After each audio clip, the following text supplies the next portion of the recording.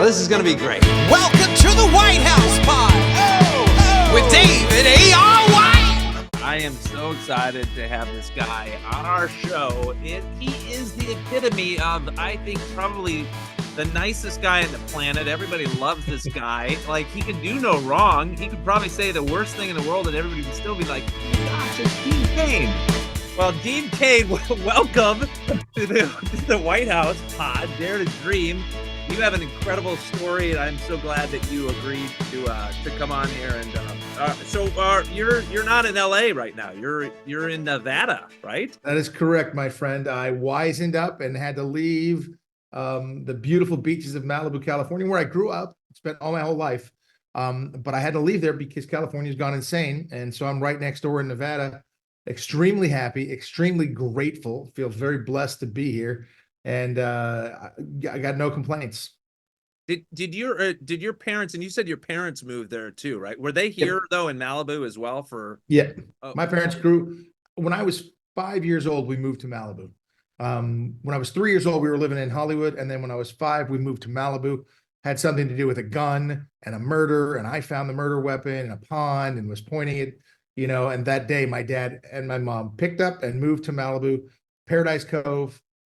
Which is, of course, as you would know, but a lot of people don't realize Paradise Cove is actually a trailer park, but it's in the nicest location ever, and we didn't care. Yeah, well, I mean, they sell the trailers in there now for like $2 million. It's crazy.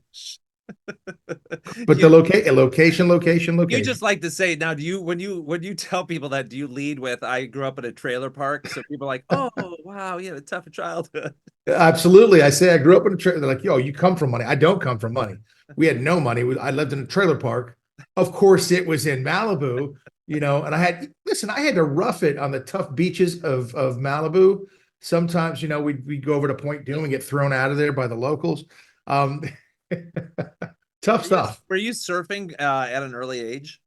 Yeah, I probably started surfing at about I don't know, 5th grade, 4th grade, something like that. So I started surfing at an early age and loved it. Great big part of my childhood growing up.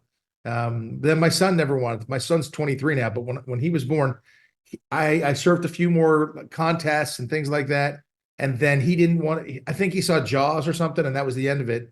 And I couldn't get him in the water, so I stopped surfing. Do you have all right, are you the oldest? How many kids do you have, brothers and sisters? Yep, I'm the middle child. So my brother's 2 years older than I, and my sister is 7 years younger than me. There was a little pause there. Wow. All right, so if you're a middle child out there, you should just look at Dean Cain and how he turned out. You ever see these memes though? The memes on the internet are like, the first child's so careful, and the second child just comes rolling down the hill, no fear at all, totally insane, and the parents are like, okay, at this point, whatever. Okay, did you know early on that you wanted to be in the entertainment industry, or was anybody in your family in the entertainment industry? Yeah, my dad started off as an actor, and if you go back, that's just what I love about the internet is. Somebody posted the other day my dad's guest starring role on Emergency. He guest starred on Emergency and Room 222. And I've seen the full scenes posted on the internet, and I record them so I can show them to my father. He's 80 now. He started as an actor, realized he wasn't great at it, and decided to be a film director. Young Guns, that was then This Is Now. The Principal with Lou Gossett Jr., who just passed, bless his heart. Loved that man. Rest in peace, my friend. Traveled to Africa with him later, and we had a wonderful time down in Kenya. And he's just such a lovely, lovely man. It just breaks my heart. Yeah. So my dad was a film director, and all the kids that I grew up with, my parents' best friends were Leo and Eileen Penn. Sean Penn, Chris Penn's mother and father, and so I grew up, with Sean and Chris and Rob Lowe, Charlie Sheen, Emilio Estevez, Chad Lowe. Chad was a little younger. Holly Robinson. All of us grew up together, and I just wanted to be I wanted to be an athlete and a student. Those guys started getting into acting way before me, but my dad was directing a lot of them in pictures and things. And like when he did Young Guns, it was like all the kids I grew up with. I was like, what are we doing here? And so I was very exposed to it. Pardon me? Were you in Young Guns? I was not. I was a college junior. So I Yeah, was off playing football and playing volleyball and running track and right. getting my schoolwork done like a good But kid. how does it work though, growing up in Malibu and then trying to be an athlete? Like you were a football player. So Yeah. where do you start playing football that then you're going to go on to, play big time college stuff like from Malibu? Well, it's always the dream. And I didn't realize that everybody didn't grow up in Malibu. I didn't realize that everybody didn't have the beach right there and have that perfect weather. And I didn't realize that was the case. I thought everybody lived this way. I really did. I honestly thought this is everybody. Don't you all get up and carry your surfboard down to the beach, spend the day at the beach? Right? That's it. So I was always just drawn to football. I was a physical kid. Here's a great example. I was playing basketball, my first organized basketball game, and I was 45 years old, maybe. My parents were there, and my dad sort of taught me a little bit, but he wasn't coaching. And this kid was guarding me, and this kid was quicker than me. And everywhere I ran, this kid was like right in my face and in my chest. And I didn't like it. And he kept getting in there. So finally, I just took the kid and just threw him to the ground. And then I'm open, like, give me the ball. My dad was sitting there watching that. Parents are screaming, and my dad's like, maybe he should try football. And there it was. I just loved the game of football. And all my friends, we played for the Malibu Mustangs. We weren't that great, but we had some players and some tough guys. And I really enjoyed the game. And it just became, football is not the kind of game where you sort of half-ass it. You got to go. You got to be in it 100% or you're going to get crushed. And I loved it. And so, my parents weren't wealthy. I couldn't have gone to an Oaks Christian over the hill, which I would have loved to have had that opportunity. My son ended up having that opportunity, but he didn't want to be a football player because it's either in you or it's not. And it was in me. So, I ended up, being a very good football player in Malibu, and very few Malibu players would translate over into the Santa Monica area. That's where we had to go to high school because there was no high school in Malibu back in the old days. We had a junior high school. What high school No did high you school. go to? I ended up going to Santa Monica High School. Wow. Okay. And they had a great sports program, great athletics. And so we won the CIF championship against Long Beach Poly my sophomore year. And I was there and I got to play in that as a sophomore, which is not often the case. And then my junior and senior years we were playoffs and did well, but we didn't get to the CIF championship. We got one game away from it. It was a heartbreak, but then I had the opportunity. I had scholarship offers all over the place, and I chose to forego scholarships because I found what I thought was the best university in the world in Princeton. And so I decided to leave Malibu and go to Princeton, New Jersey, and go to college and play football there, not on an athletic scholarship, and be a true student athlete. And it was the best choice I could have ever made. Thank you to my mom and my dad especially, for working his tail off to keep me there and pay for all that, as opposed to me, getting a scholarship and him having to pay nothing. But why was that the best school to go to versus what you were going to get scholarships to? Well, I looked at Berkeley, I looked at Stanford, I looked at, I considered Hawaii, BYU, all the Pac-10 schools, a lot of Arizona schools, Washington schools, Oregon schools. And I just would go visit them, and it just didn't feel right. Didn't feel like home. I had this sort of romantic idea in my brain from all the books I had read. And one book I read in particular, called A Separate Peace, written by John Knowles, described a kid going back to his prep school, because what it was, like a high school for us. And he was walking back as an adult and remembering all these things. And they were very, very bittersweet and wonderful memories back and forth. But I always sort of had that romantic idea in my head of that's what college would be for me. It's my place to go, open my eyes, see the world in a different light. Berkeley and Stanford I liked a lot, but Berkeley, I was like, this is not me. The football program was all separate, all the way across here. I looked at Yale. I thought about Yale. So I was a very good student. So I had opportunities to go to a lot of different high-end academic places. And I also was a great football player. So I had the opportunity to pair those two together and pretty much go anywhere. And when I got on the campus at Princeton, one of my best friends at the time, Alan Phillips, was as good a student as me, or better student actually, and was as good or better a football player. So he and I would go together and look at these different schools. We'd go on our recruiting trips. But for some reason, we were over at their house, and I hadn't been contacted by Princeton. And I said, well, what is this one? He's like, this is Princeton. Didn't you get this one? I was like, no, I didn't get that one.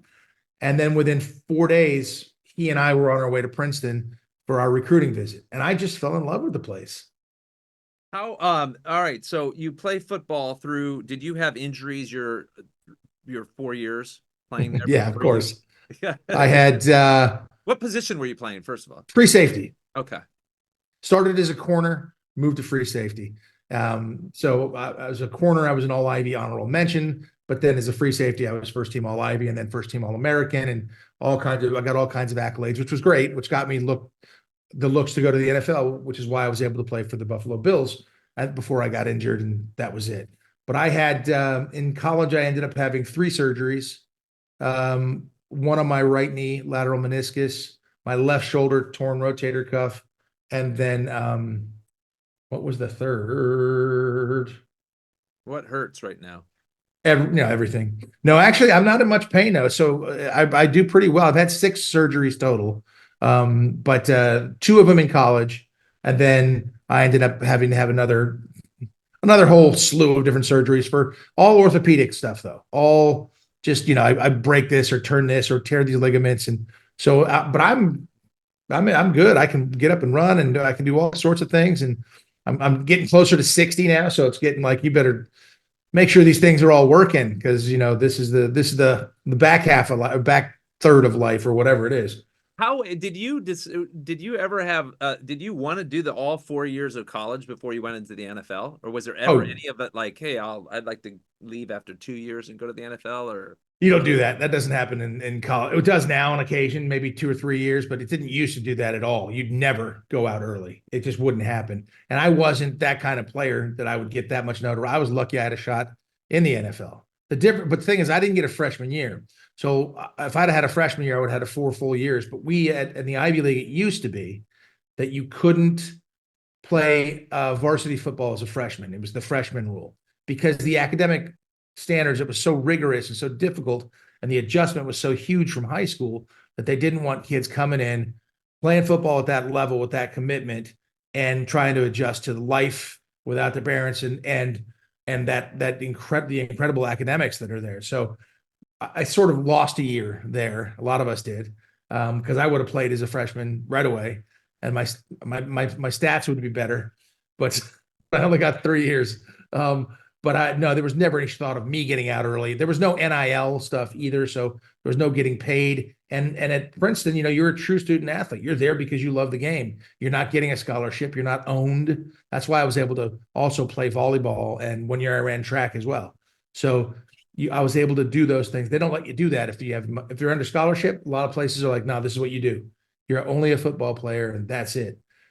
So yeah, I was listen, greatest choice I could have ever made was to go to Princeton, leave Malibu, open my eyes, see the world, the kinds of people that I met and that were at Princeton are people, I didn't meet Jeff Bezos, but he was there. He was 2 years ahead of me. I didn't meet Michelle Obama. She was also 2 years ahead of me, but I did meet people who to this day are just incredible people, the Prince of Jordan, people that I still rub elbows with, but in much different settings. And it's pretty incredible. That's about the best thing.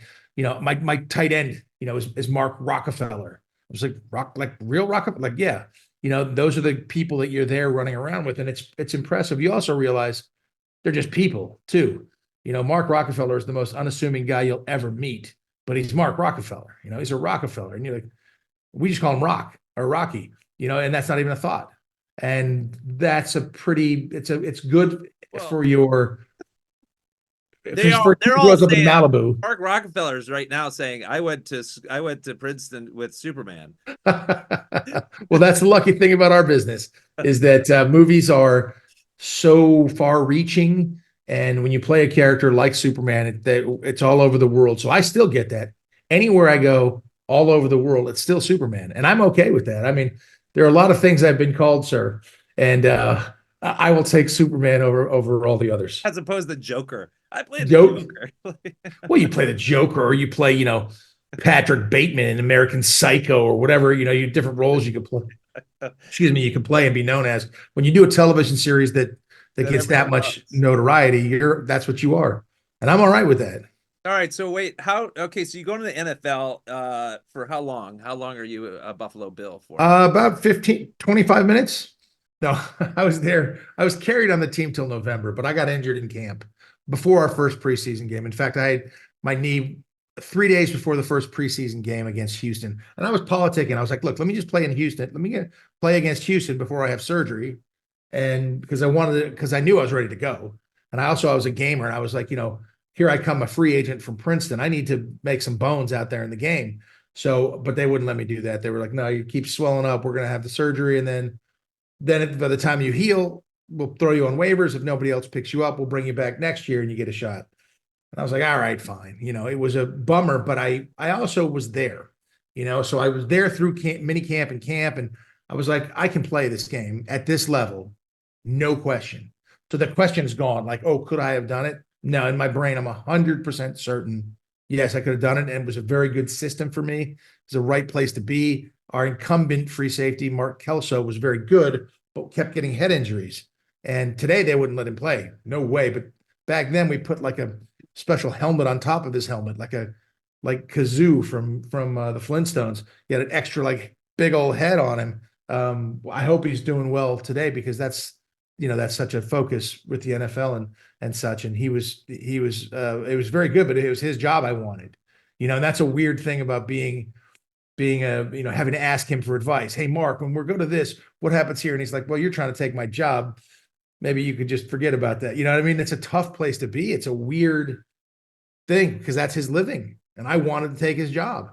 And I was well positioned, but these things happen. So what happened? So you have surgery. Do you come back after the surgery and play, Well, or do you retire at that point? Well, I kept going back and forth because I had the surgery. Per the collective bargaining agreement in the NFL, I could have any surgeon operate on me. I already been operated on by the folks over at Curlin Job in Inglewood. They're fantastic, and they had operated on me a couple of times and done very well. I had been operated on once in New Jersey, and I didn't like the way that surgery went. So, excuse me. Bless you. And I chose to go have it done in LA, and I was going back and forth, and it just didn't ever get 100% better because there was more damage inside my knee than they had anticipated. And it just never really took. So at the end, they ended up cutting me off the team in November per the collective bargaining agreement. I get no playoff money, regardless. And that was bigger than my contract anyway. So that would have been nice for me to get the playoff money. And then I sued them as an injury grievance because they cut me off of IR, and I won money. And everything was fine, but I think they knew that was going to happen. So that worked out. I got paid some money, but I was done. Now, do you you graduate? It was considered a career-ending injury. Yeah. That's what it says right here too. It's correct. What was your degree that you got from Princeton? History. Okay. So I got my degree in history, but I took my comprehensive exams in war and diplomacy. So studying the causes of war, what leads to that, the economic, the geopolitical situations, and how they can be avoided, and et cetera, et cetera. So that's basically where I really focus. So I love that, and history is just a big story. So everything we do in our business is storytelling, and so I find history to be amazing, and we were encouraged to do a lot of our own research and find our own primary sources and write history as we saw it, as opposed to the saying is history is written by the victors, and history always gets rewritten by people with an agenda. So it's really interesting to be able to look at it. And Princeton had one of the top 6 history departments in the world, or in the country, certainly. And so I was very blessed to be able to study there, and loved it, and still love history. I read history books all the time. All right. See, we get out of the NFL.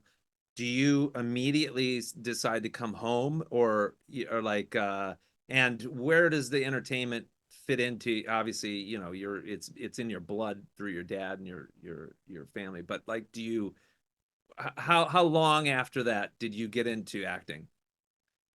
So I got into acting, I think I was 24 years old. So it was maybe 2 years where I was considering it. I was taking acting classes. I was trying to figure out exactly what it was going to be. My dad was encouraging me to be a writer. He didn't want me to be an actor because he didn't want me to have to face all the scrutiny that we face as actors. He didn't want me to be he didn't want my anonymity to go away.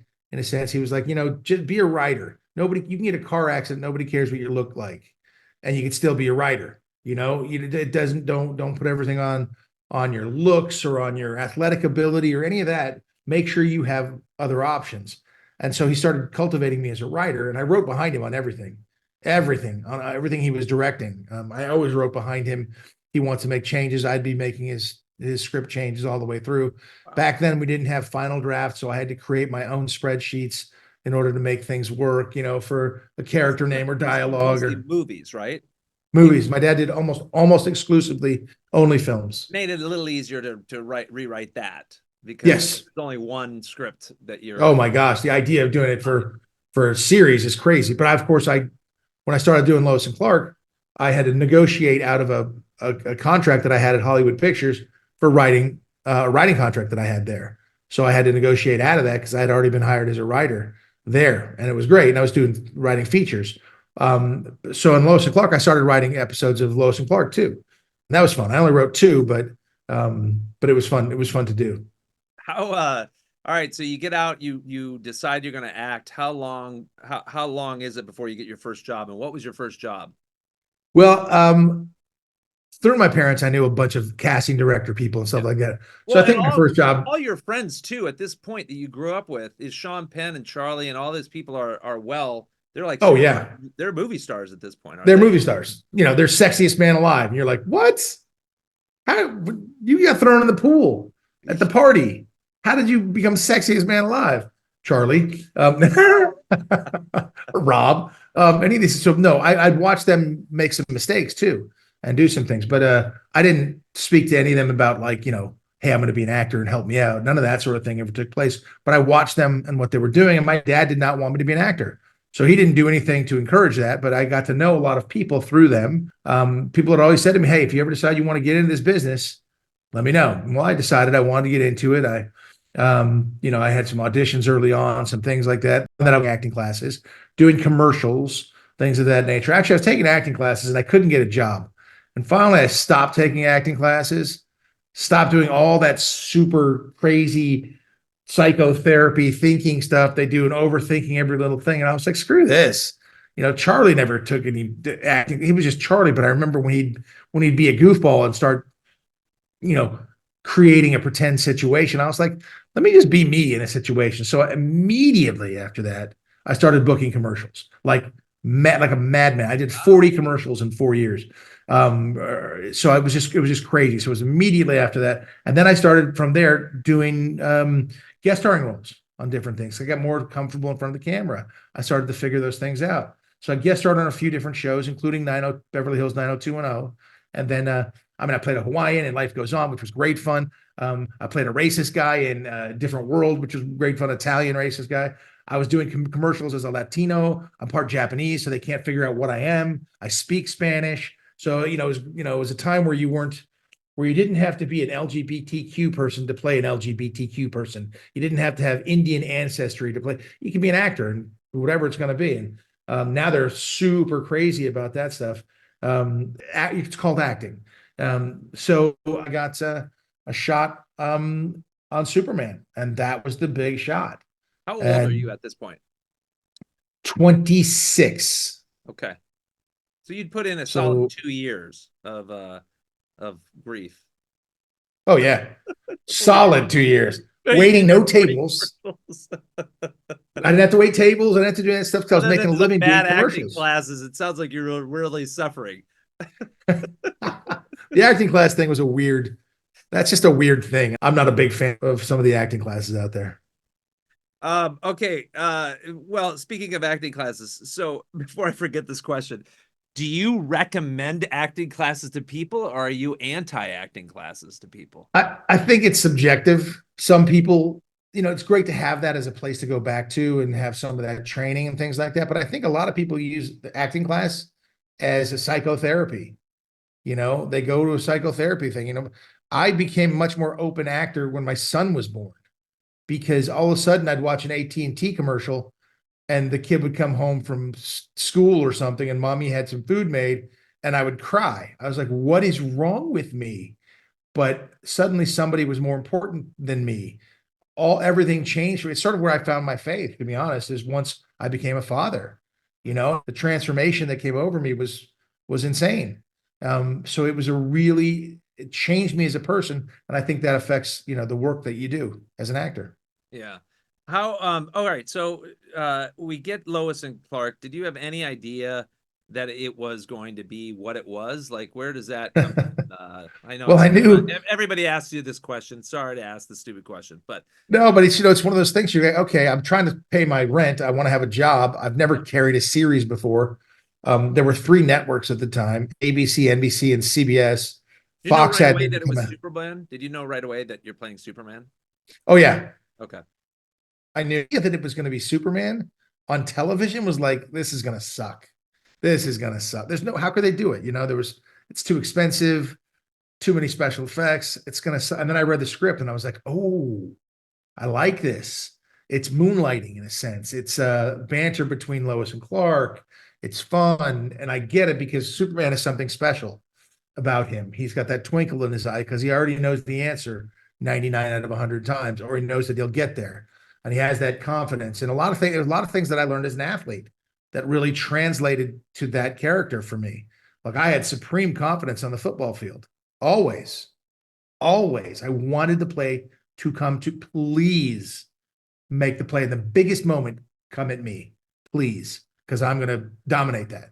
And that's that sort of same feeling that Superman had. He has that twinkle in his eye. He never gets upset because he would rarely get upset because he knew how to handle that, except for in a relationship, which none of us know how to handle for sure. But that was a lot of that translated to playing that character, and it was great. It was great fun, but I just didn't know if it was going to be successful.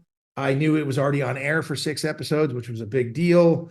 After we did the pilot, even doing the pilot and all the meetings and all the people, I could tell it was a big, big deal to get that role, and it was. And I'd never seen that machinery behind that. You're now part of a big giant machine and you're the face of it. And it's extremely daunting. Fortunately, I was 26 years old. I'd already played in the NFL. I'd seen my friends go up before me and make huge mistakes and do stupid things. I don't do drugs. I don't cause trouble. So none of those things were going to be an issue for me. And I was an athlete. I approached it as an athlete, as the best thing I could have done. And I didn't make the same mistakes those guys made. I'll leave those for anybody who wants to do the research. And but it was really great for me. But it was, at the same time, it was absolutely overwhelming and so much responsibility and no time for anything else. A minimum, I was gone 18 hours a day. Minimum. How many episodes a year? 22? Is that 22? Except for 1 year we did 21 because I got sick. Finally, because the schedule was just brutal, and I would get sick and work through it. But one time I had to go, I had the flu or something. I had to just go down. They decided I was going to miss 3 or 4 days. And they're like, all right, we'll just shut down 1 episode and then we'll pick it back up. And I felt bad because that meant people didn't get paid and, they cut one off for everybody. But there's nothing I could do. How many years did the series go? 4 years. But it took us about 4.5 years of shooting because the pilot was a huge undertaking and we shot for months and weeks and prepared for weeks and weeks. And I had, body casts and things like that. And because they had to digitize. Today they just digitize you. Digitize. Then it was full plaster cast, stick straws up your nose for your face. I mean, it was crazy. How long did it take before it blew up? Like at what, like was it 1 episode or was it even before or the first season? What was, like, when did it? I think it started blowing up before it ever started airing. They did a huge ad campaign. I still, to these days, people will bring those posters and things from that ad campaign, black and white, little Superman S on the shoulder. I'm in like a wife beater tank top and she's in the same. And, it's just this Lois and Clark. It's this sort of sexy thing that was on buses and billboards and TV. We did a whole series of commercials before we ever aired, all kinds of stuff like that. So it became something right away. Deep Space Nine was getting done by Spielberg on television. So they were like pictures of, cartoons of like me holding Spielberg up in the air, here's the battle, Superman versus Spielberg and blah, blah, blah. And I was like, whoa, we haven't even aired yet, and this is everywhere. Did, And then, of course, back then it didn't run worldwide. It would only run in the United States, and then maybe a year later it would be in Europe and somewhere else also so forth. So it wasn't a worldwide thing at the time. We also didn't have the internet, so you kind of didn't know. We were in a cocoon. We knew it was getting a lot of attention in the United States, but apparently, after we finished the first season, I went and did a European tour to do a bunch of press for it before it aired. And man, it was insane. You'd think I was the Beatles. My buddy was filming it, and there would be, 5,000 people lined up to come see me at a Warner Brothers store in Newcastle, England. And I was like, this is the most insane thing I've ever seen. And it hadn't even aired yet. They had just seen press stuff and heard that it did well in the States and caught little snippets. as far as like financially, when you go do those things in Europe at that time, right? Because you're still under contract, you're still Superman, you're still getting paid from the series. Do you also get paid to go off and do those things like that whatever that Warner Brothers is putting on, and there's 5,000 people? Do they at least give you a check of some sort, or how does this work? Well, they didn't pay me for those things, but they paid for everything. It was part of the contract then, right? The nicest hotels, the nicest flights. Yeah. And then when I made a deal with them, which was, look, I'll do, 3 days in Paris, but then I want 3 days in a city of my choosing where I don't have to work. And then I'll go do 5 days or 3 days in London. And then I get 3 days in a city of my choice where I don't have to work. And so it became I'd never been to Europe. So myself and my best friend, we had an incredible time, but I wasn't getting paid for it, but I wasn't paying for anything either. It was one of those once in a lifetime deals. It was a way to see Europe I had never seen. And so we were in, they fly me to London. Okay, did my time in London. Now we're going to go to Amsterdam for 3 days. Where's Terry during this? Is Terry doing these things too, or are you guys going to opposite ends of the planet to do it? Or is she? Honest to goodness, I don't know what she did. She might have done a movie or something. I really don't remember. Interesting. She got married, so maybe she was on her honeymoon, and she was able to not have to go. It wasn't in her contract. It wasn't in my contract either. We just sort of came up with it. Oh. Hey, here's an idea. Would you like to go do this? And I was like, yeah, that sounds pretty damn fun. Let's go. I've never been to Europe, and I was able to see all these places. 4 years, or how many times did you do this? I did that once. Okay. Once. And I think I broke the mold, and they decided to never do it again. You're throwing chairs out your hotel windows. There were some wild times. I'm not going to lie. There was some crazy stuff that my buddy Winter and I, we don't tell those stories. There's no video evidence. There's a little bit of video evidence, but it was a different time. Not everybody had a cell phone, and the show wasn't big. So we'd go out and would be anywhere we want to go and do the stuff, but nobody knew the show. So it was before, but then they would do these press things, and then they would show up in the papers and whatever. But I was usually out by then, out of that country. So it was crazy. But it was a lot of fun. But I just chose that for my hiatus. And that was, we did 4 weeks or something like that, a month, running through Europe, and it was fun. When you look back on Superman, because you seem like you have such a well-balanced, way of living your life.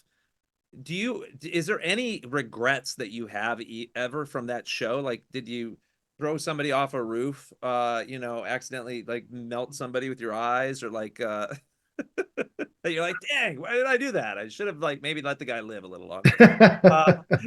Or was it just like a perfect 4-year season that you just went in and, Well, it was incredibly hard work, and it was really difficult to sort of have any time off, because every moment you had, you'd work 5 a.m. on Monday, and then you finish at 7:30 a.m. on Saturday. It was just work. You're on set, or you're driving to and from set. It was dating life at this time. Did you not have any, or did I had a very active dating life. Right. So what? Yeah, but I was able to fit that in because I was 26, and I'd be exhausted. I remember, I had some very well publicized romances at that time. Yeah. But I just remember being exhausted. Like, I could fall asleep at the drop of a hat. You touch my shoulder and I'd be like, because I'd never got to sleep, and I would take naps whenever I could on set. but it was just crazy. But yeah, I managed to fit a social life in and a romantic life in during that time. A very, very active romantic life at that time. But that was I had more energy then than I have now. And I also had a higher degree of my BS meter was much lower than it is now. It's much more acute, much more sensitive now. It goes off at the drop of a hat. Okay, so you have all these celebrity buddies that you grew up with, right? Do we hang out with them when, throughout the years as much as you did when you grew up, or do you guys separate? Like where does this friendship, how does Hollywood friendship last? I don't have many friends who are actors. I never really did. I was an athlete first. Yeah. My friends are athletes or artists or something like that. But I mean, my acquaintances, I mean, Chris Penn, rest in peace, his family to me, always was. Yeah. What about Sean? What about Sean too? If I see Sean right now, I would hug him. Yeah. And there's just no baloney. And I don't agree with Sean politically, but leave him alone because he is family to me. And he would do the same for my parents. It's just that cuts through. What about Charlie? And I don't all of Charlie's things. Do we? Oh, I've been with Charlie when he was in good spaces and in bad spaces, but I've known him for so long that goes back to family too. Like if Charlie showed up in my house, I'd put him in a room. Wouldn't even think twice about it. And that sort of a thing. It's like I've known him for so long. We played baseball for years and years and years together. And I mean, there's no pretense, there's no baloney. How you doing? Are you well? Are things good? And he'll just tell me straight up, and vice versa. I feel very comfortable telling him anything. That just goes back to just knowing each other for that. When you start in kindergarten, yeah, and you know each other through there, I just think it's different. Do you ever work together? Oh, I'd love to work with Charlie's fantastic. I'd love to work with him. Sean obviously is one of the greatest actors of our generation. I would work with any of those guys, but I really haven't. I haven't had the opportunity to work with them, and would in a heartbeat though. Really would. It'd be really interesting to see what that looked like on camera because we know each other so well. I know. That would be trippy. But my dad directed them all, and so that was Emilio is like the funniest, nicest guy too, and they did Young Guns together, and I know I could work with Emilio in a heartbeat too. No, I haven't with them, but I'd love to at some point in time, just because I respect them. And Rob is great. Rob Lowe's done very, very, very well, and he's continues to do very well, and good for him. And happily married, a bunch of kids, and he straightened out real well. Good for Rob. But even when I was doing Lois and Clark, though, two other shows started up the year after we did the first season of Lois and Clark. On one side of us was this little medical show called ER. Yeah. And the other side was some goofy sitcom called Friends. So I got to watch these two shows come in and become juggernauts, and watch what happened to Clooney and watch what happened to the cast of Friends. And those were super successful compared to ours. So, I didn't feel like we were big, we never felt like, oh, look at us, we're cool. We just felt like, why do they get to come in later than us and leave earlier and get much higher ratings? Damn them. It was just green with envy. Money. Did they make more money? Oh, yes. Yes. When they started making $1 million an episode, they were crushing us. Hey, all right. Yeah, I'm trying to find the name of it. What is the Denzel Washington one that you did? That movie? Out of Time. Oh, it's such a good movie. You're so good in that movie. Thank you. Yeah. Great film. Denzel had just won Best Actor for Training Day and had just released Antoine Fisher that he directed. And he and Carl Franklin, who was the director of Out of Time, went back a long way, Devil in a Blue Dress and different projects. And but so Denzel had just won Best Actor. I was in Winnipeg shooting a movie, and I flew myself back to audition with him. When I went into the audition originally, Carl Franklin had never seen Superman, didn't care. He just saw a big dude walk in. He had an actor who was off book acting opposite me, and acting is reacting, and people don't realize that. So this guy, Carl, came in and he filmed my audition, and it's on the DVD, my audition. And he had done that with Don Cheadle for Devil in a Blue Dress. He filmed that audition. Obviously, he films all the auditions, but it's just him and an actor and a camera. And the actor's off book and is giving you stuff to work with as an actor. And this actor gave me stuff to work with, and I acted. It was great. The audition went fantastically, and then Denzel won Best Actor, and then I had to fly back to read with Denzel for Denzel to okay me, and he did, thank God. And he was great, and I learned more watching him and keeping my mouth shut on set, preparation, how we prepared. We were there, I flew out to Miami. That's where we shot. And Denzel and I and Carl sat in there and talked about our characters and our scenes and all that sort of stuff. It was awesome. And I had been a professional football player. So my character was playing a guy who had a shot at the NFL and all these things. And it worked out so well. And, I was nervous as hell because it was the best actor in the world. Here's the guy who just won Best Actor. He happened to have been my favorite actor too, because he's so natural on screen and he's so good. He's still my favorite actor. He's just amazing. And I didn't want to screw it up. I wanted to be worthy of being on screen with him, but he always did something a little bit different. He made me a better actor because he'd give me something to react to, and he'd save it for a take. I wouldn't bug him in between takes. I would do it, but he'd do something a little different. One scene, we were doing this whole crazy big scene, and it was a long take, this crazy take. And then he's supposed to go to knock on the door. And I'm pushing my wife around. He was with my wife, and he sneaks out the back. I get home. I'm pushing my wife around, saying, "You didn't go where you said you were going to go." And then he comes and knocks on the door, and he's a cop. And he's supposed to say, "Hey, Chris," which is my character's name. But he and I have been talking football back and forth. His son, John David, was playing over in, I think he was at Howard at the time, and getting a shot with the Rams. We talk football all the time and athletics. And so during this huge take, that I finally come to the door to open it up, and I'm pissed off when I open the door. And instead of saying, "Hey, Chris," he goes, "Hey, football player." And I was like,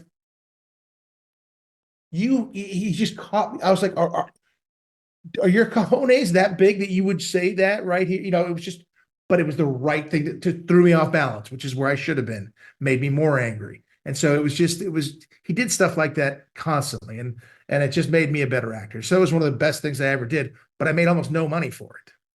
Denzel made 20 million, and he took all the money. And you do the movie for the honor. Well, you're great in it. I love that movie. I mean, and I love you in it. I thought you were so good in it. So they're telling me I have to wrap up soon, but I want to know. We just got started. I know, it's ridiculous. The timing on this, Dylan, way to go. Way to tell me. All right. So I think everybody wants to know this because every Superman kind of has a different place in different people's hearts, right? Do the Supermans ever get together? Like every now and then we see the presidents go to somewhere together. We just saw that last night. Yes, we do get together. In fact, 5 of us got together in Rhode Island about 5-6 months ago. It was awesome. Who does this? Who puts this on, or who says? We were at a Comic-Con together. So it was everybody except for Henry Cavill and the new kid. But it was great. Even Gerard Christopher, who played Superboy. We had a great time. Tom, I mean, I know all these guys, except I hadn't met Tyler Hoechlin, who I love. I think he's a phenomenal actor. He's going to have an incredible career, way beyond just playing Superman. I mean, he's a real deal. He's a great actor and a great guy, a great baseball player too. I first started enjoying his work when I saw him in a baseball movie, and I saw him swing, and I was like, that's not an actor who plays baseball. That's a baseball player who is an actor, because that was a sweet swing, and I'll see that in a heartbeat. But great guy. Tom Welling is wonderful. I did Smallville with him. Obviously, I played Supergirl's dad on Supergirl. So I was around those folks. Brandon Routh and I played basketball in leagues together forever. Great guy. So I knew everybody, and it was just, they're all wonderful people. They all have that Superman quality about them, being wonderfully open and honorable and sort of virtuous and very earnest in what they do. They're just a great bunch. So we got together. That was a lot of fun. But we don't have a clubhouse or any place that we normally hang out. Although I think maybe I'll institute that soon. It's not a bad idea. It's not. You should open a restaurant like that in Vegas while you're at it. House of Superman. Yeah, seriously. And then somehow have all of you guys owners or something. Like I think, when Stallone did that with Bruce Willis and whatnot. Planet Hollywood. Yeah, that one didn't end very well, but it certainly It rarely does, my friend. All right. So where does Dean Cain go today? Like you're on the news a lot. You do a lot of segments. Like what happens where are you? You're directing, you're producing, you were just in the latest God's Not Dead. By the way, finally we got to bring you back. Yeah, thank you. It's funny how fun of a character that you play that you'd think that maybe this guy would have turned a corner, but he's the same. He's the same. That's it. That's his thing. He's fun to watch though. That is for sure. That's the key. I like doing a million different things. I've got a brand new comic coming out, graphic novel. I love doing the news because that's part of, what I studied history. I've met with, 10 world leaders in their countries. I've been to war. I'm a sworn deputy sheriff. I'm a single father, raised a kid. I like to do a million different things because I just would be so bored just being an actor. I would just be so bored with it. I got a new film called Little Angels that's about to come out that I wrote, produced, directed, starred in. It's been a long time with distribution, that part of the business. Wow, what a pain in the tail. But so many things going on right now. It's crazy. But I don't want to do a series any more than 10 or 12 episodes. Life's too short. It is. There's no life balance. Yeah, you got too many other things to do. Dean, thank you so much for being on this. I really appreciate it. I want to come visit you in Nevada. I got to check that out. Yeah, there are more restaurants here than any place on the planet. Anything you want, any kind of food, all the shows, all the games. It's entertainment capital of the world. So come on out. Yeah, I will. Thank you very much again for coming out here. And again, thanks also for being in the latest installment of the God's Not Dead. Honored for both, my friend. Thanks. Okay. All right. Well, guys, one of the nicest men on the planet, Dean Cain, and so happy to have had him on the show. Man, so good.